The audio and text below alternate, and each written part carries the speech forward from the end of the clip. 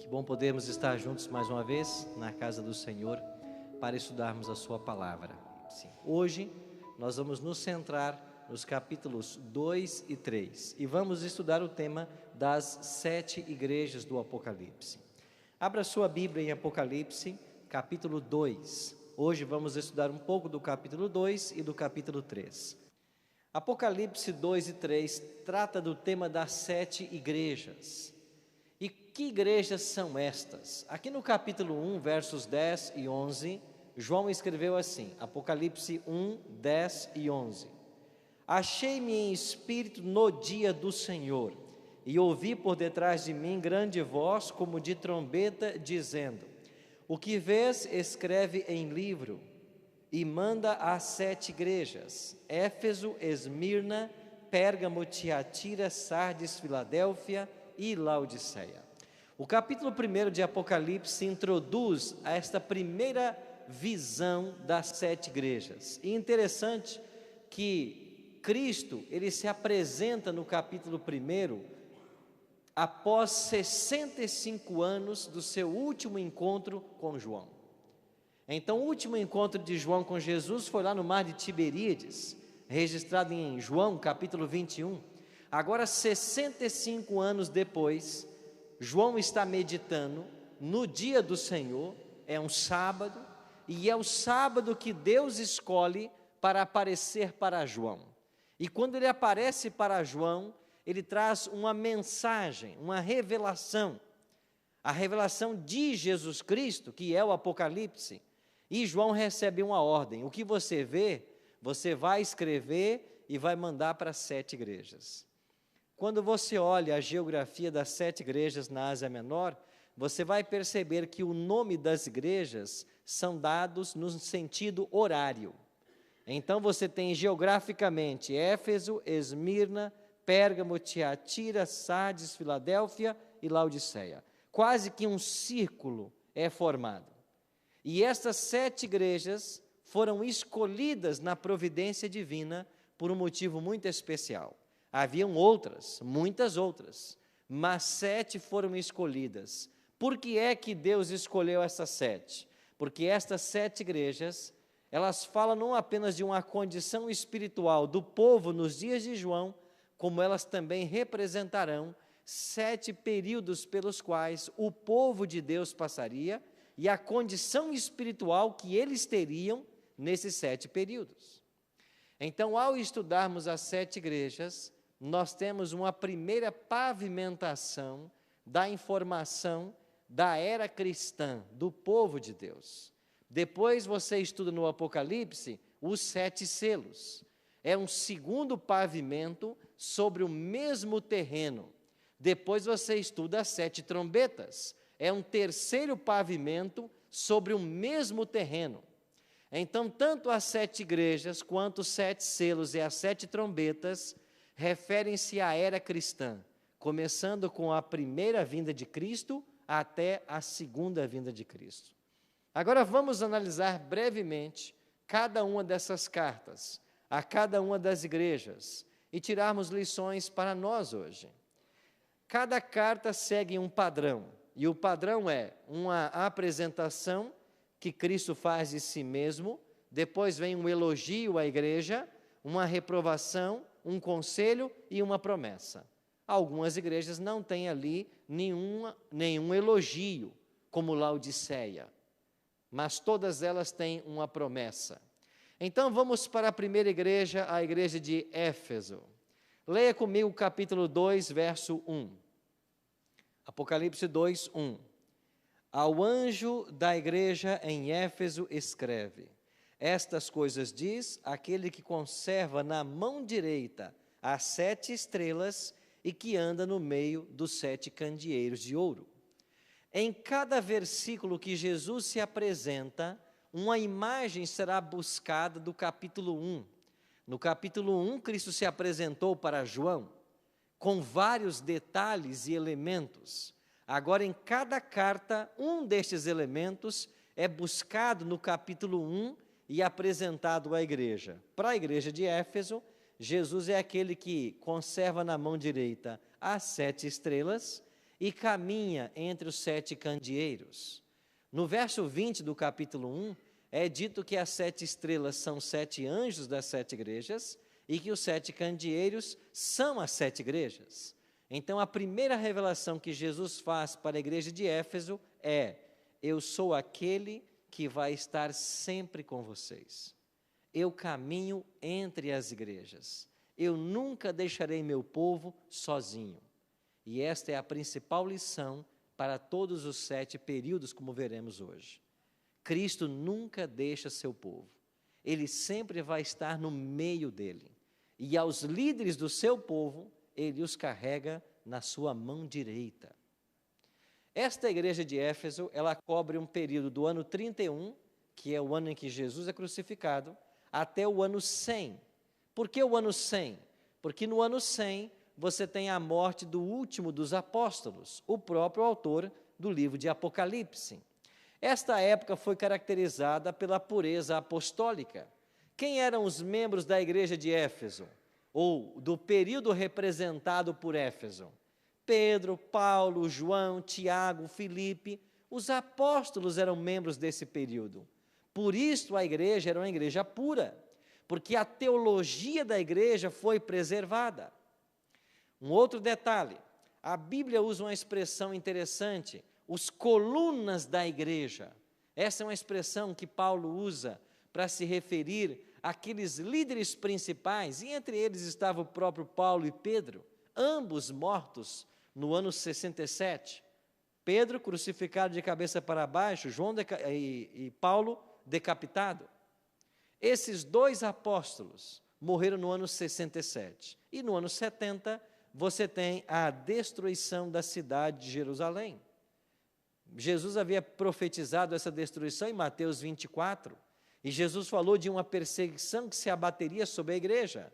Uma vez que a cidade foi destruída, os romanos escravizaram os judeus, e foram os judeus escravizados após a destruição de Jerusalém que construíram o Coliseu Romano. O Coliseu Romano foi construído dos anos 72 a 80, e no ano 80 ele foi inaugurado. E quando esse Coliseu foi inaugurado, 10.000 animais selvagens foram sacrificados e 5.000 cristãos.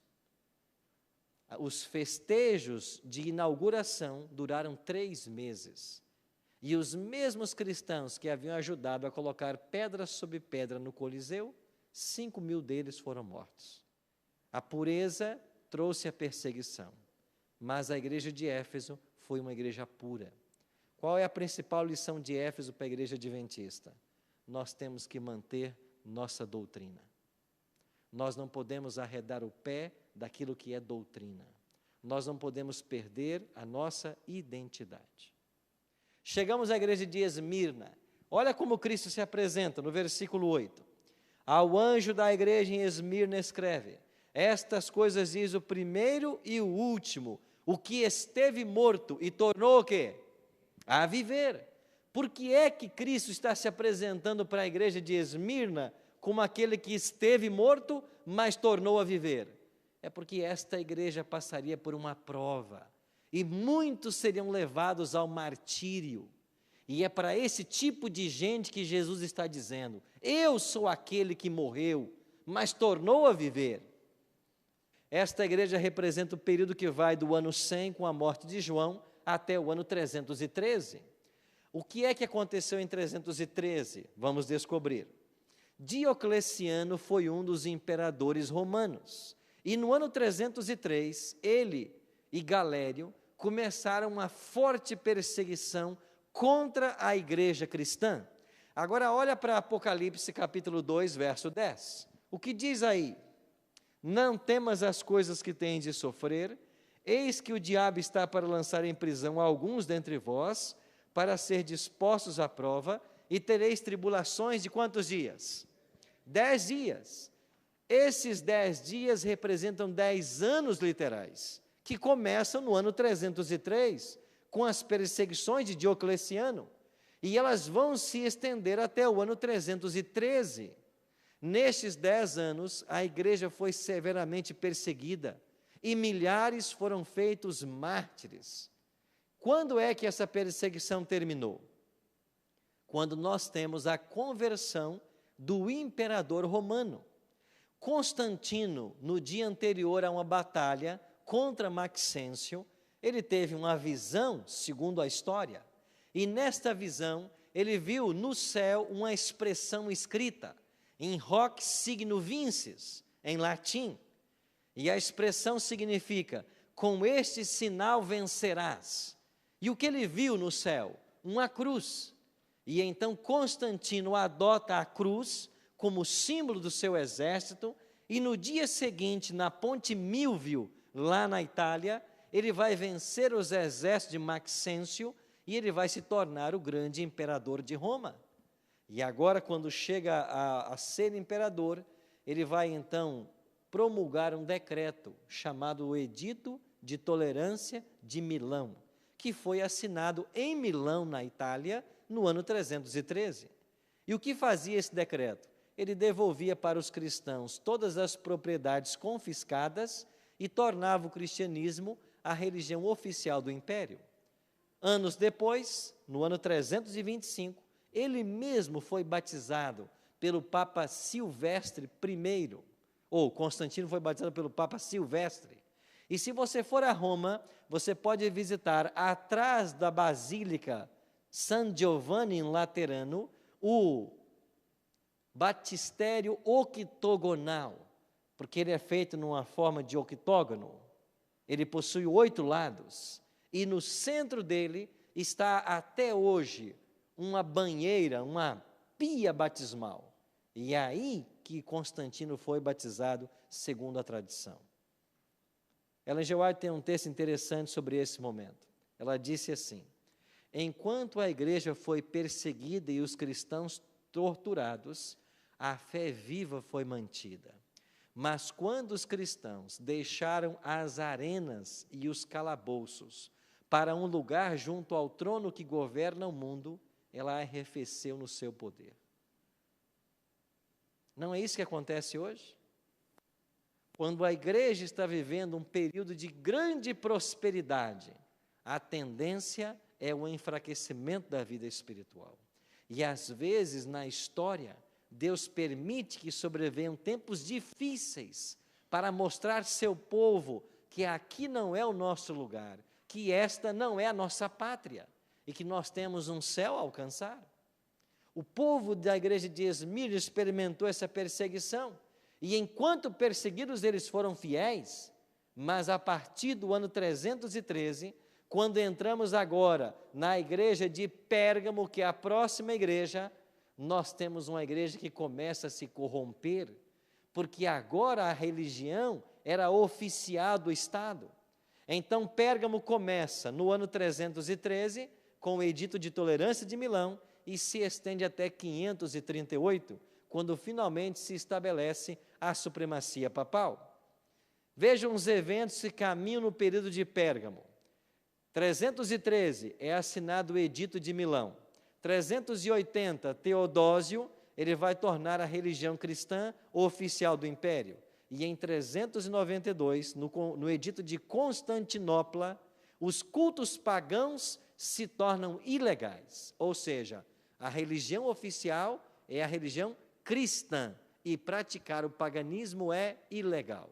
Então é no período de Pérgamo que você tem a junção da igreja com o Estado.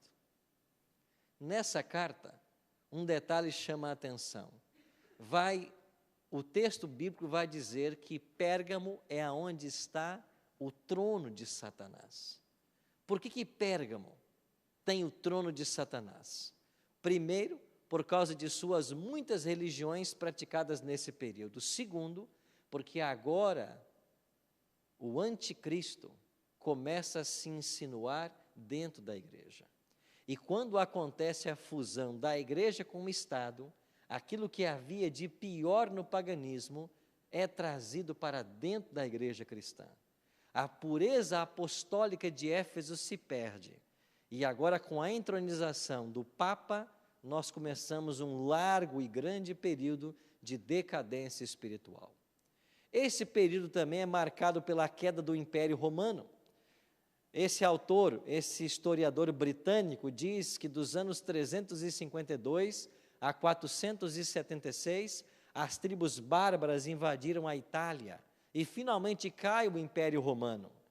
E o imperador romano recebia um título. Sabe qual era o título do imperador romano? Sumo Pontífice. Era esse o título do imperador romano. O que significa Sumo Pontífice? O principal construtor de pontes. Esse é o Sumo Pontífice. É aquele que liga.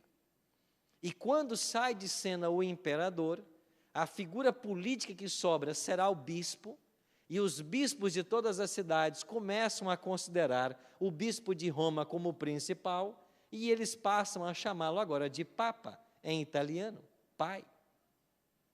Então, o bispo de Roma assume agora o título que era dado ao imperador, e o sumo pontífice será um título agora recebido pelo próprio papado. E em 538, nós temos o estabelecimento desse poder, da supremacia papal. Como que esse poder chegou finalmente? Com duas ações. Em 533, Justiniano, que era imperador de Roma oriental, ele declara o bispo de Roma cabeça de todas as igrejas. 533. E 538 é expulsa a terceira e última tribo ariana. Das 10, 3 eram arianas, que não aceitavam a autoridade do Papa. E para que o papado se estabelecesse, elas deveriam ser destruídas. E então os ostrogodos só foram expulsos de Roma em 538. É por isso que fevereiro desse ano é a data profética para o início da supremacia papal. Saímos então da igreja de Pérgamo e entramos na igreja de Tiatira. 538 até 1517. 538, começa a supremacia papal.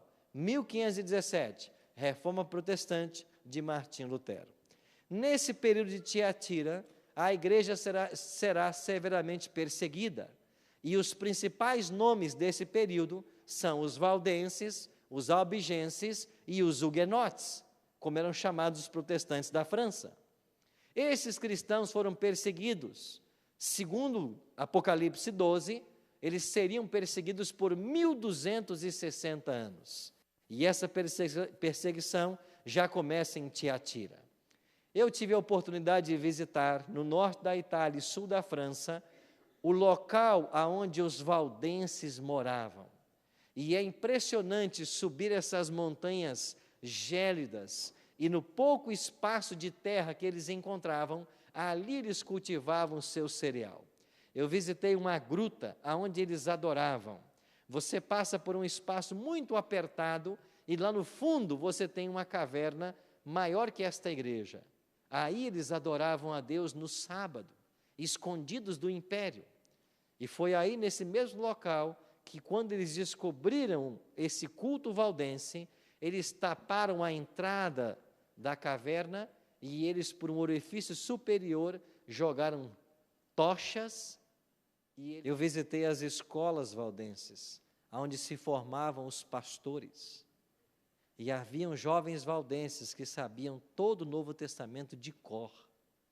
Esse povo amava a Bíblia. E antes que Lutero traduzisse o Novo Testamento para o alemão, ou Wycliffe para o inglês, os valdenses já tinham uma Bíblia traduzida na sua língua. E esse povo foi severamente perseguido. Se vocês lerem as histórias de Lapalus, um grande general que perseguiu também aos valdenses, num único período de guerra, ele levou à morte mais de 35 mil valdenses. E estes homens morreram por amor à verdade. Mas Deus sempre esteve com o seu povo. As tradições e costumes do paganismo se infiltraram na igreja cristã. E Deus levantou esse homem, Martinho Lutero. E no dia 31 de outubro de 1517, lá na Europa, o dia anterior ao dia de Todos os Santos, que lá é 1º de novembro, quando a igreja estaria repleta de peregrinos, Lutero foi até a porta do castelo de Wittenberg e pregou 95 teses contra a venda de indulgências. este ato de Lutero estourou o movimento da Reforma Protestante. E eu creio que este movimento foi profetizado pelo próprio Cristo, lá em Mateus 24, quando Jesus disse assim: se aqueles dias não fossem abreviados, falando da perseguição do anticristo, nenhuma carne se salvaria. Mas o movimento de reforma veio para frear a perseguição papal. E se Lutero não levanta esse movimento, o catolicismo da Idade Média não teria deixado ninguém vivo.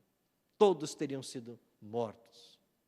Inclusive o Papa Lutero foi excomungado pela igreja e perseguido. E ele foi convidado à dieta de Worms. E os amigos de Lutero disseram para ele: você não vá, Lutero, eles vão matar você.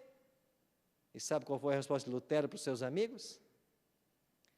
Ainda que daqui para Worms tenham tantos demônios nas estradas quanto telhas nos telhados, eu lá estarei e ficarei de pé pela verdade. Este homem foi e ficou de pé pela verdade. E se não fora Frederico Sábio da Saxônia tê-lo sequestrado de lá, eles teriam matado Lutero. Mas foi um homem de Deus. Chegamos à igreja de Sardes, a era dos reavivamentos. Começando com a reforma protestante, nós vamos até 1798, o fim da supremacia papal. A perseguição continua, ela foi freada pela reforma, mas ela não acabou. Prova disso foi o massacre de São Bartolomeu na França, em 1572, quando milhares de cristãos foram arrastados de suas casas e mortos. Este período é chamado o período de grande terror. E aí você tem o surgimento do ateísmo na França, quando a palavra de Deus foi proscrita e queimadas todas as Bíblias, e foi declarada por uma constituinte que Deus não existia, e a França mergulhou nos anos mais sombrios da sua história.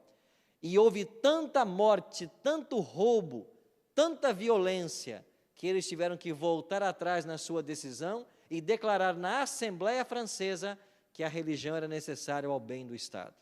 E foi assim que as testemunhas ressuscitaram, lá no capítulo 11 de Apocalipse, e a palavra de Deus voltou ao seu lugar. Finalmente, como o Papa foi preso por ordem de Napoleão Bonaparte em 1798, e aí nós terminamos então o período da igreja e começamos agora a Filadélfia, a sexta igreja do Apocalipse. Esta vai de 1798 até 1844. Quais os eventos que chamaram a atenção do mundo nesse período? O terremoto de Lisboa em 1755, o sol escuro e a lua vermelha em 780, a prisão do Papa em 1798, a queda das estrelas em 1833. Esses acontecimentos sacudiram o mundo. Até Isaac Newton já havia escrito sobre esses eventos lá em 1733. E quando tudo começa a acontecer, houve um grande reavivamento espiritual, aqui nos Estados Unidos chamado o segundo grande reavivamento. E o principal nome desse reavivamento? Guilherme Miller. E ele estudou as profecias de Daniel, e ele chegou à conclusão que Jesus voltaria no ano de 1843 ou 44. Depois Samuel Snow marcou a data para 22 de outubro de 44. Jesus não voltou, houve um grande desapontamento, e aí surge a igreja adventista do sétimo dia. Com o surgimento da nossa igreja, nós chegamos então à sétima igreja do Apocalipse, Laodiceia, que vai justamente do desapontamento milerita até o retorno de Jesus Cristo, que nós não sabemos quando será. Isso quer dizer que nós estamos hoje vivendo o período de Laodiceia. A palavra Laodiceia quer dizer povo do juízo, ou povo julgado. E por que esse termo? Porque o juízo começou no início de Laodiceia, 1844. E quando o juízo terminar, Jesus voltará. Por isso nós somos o povo do juízo. E quando vamos para Apocalipse 14, onde aparecem 3 mensagens que nós devemos pregar, que é o Evangelho para o tempo presente, qual é a primeira delas? Temei a Deus e dar-lhe glória, pois vinda é a hora do seu juízo. O juízo começou. Esta é a nossa mensagem. E por que começou? Porque Jesus agora deixou de ser sacerdote e passou a ser sumo sacerdote. Ele está nesse exato momento no santuário celestial. O juízo começou. Agora não há nenhum elogio para esta igreja. Há uma reprovação.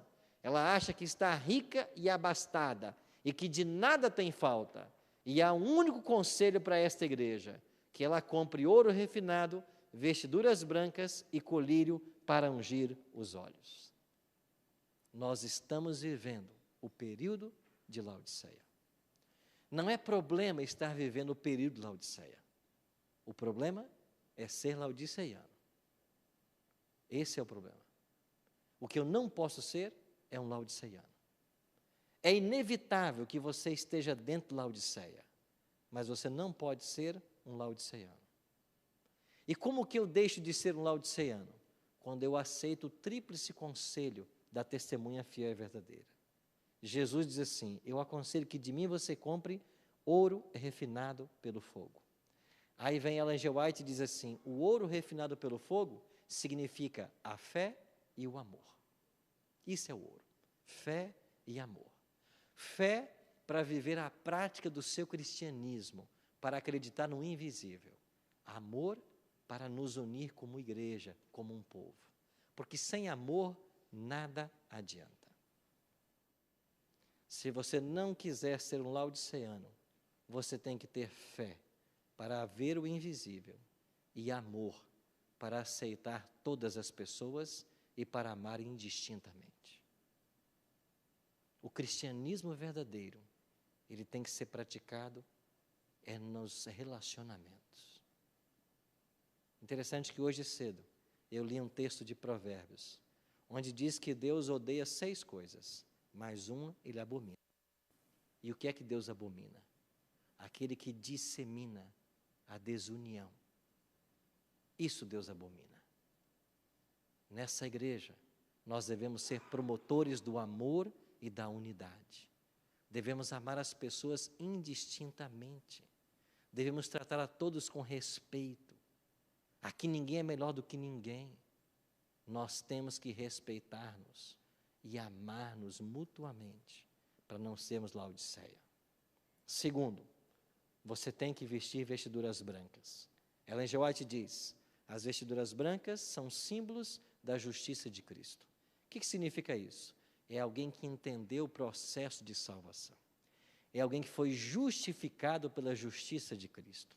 É alguém que entronizou no seu coração a Jesus Cristo. Jesus agora é o Senhor de suas vidas. E eu fico observando os meus alunos no Bíblia Fácil, como que eles passam por uma experiência de crescimento espiritual. Numa temporada dessas, um homem mandou um vídeo dizendo assim: eu sou um ateu, eu não acredito em Deus e nem na Bíblia, mas se me chamarem para esse programa, eu irei.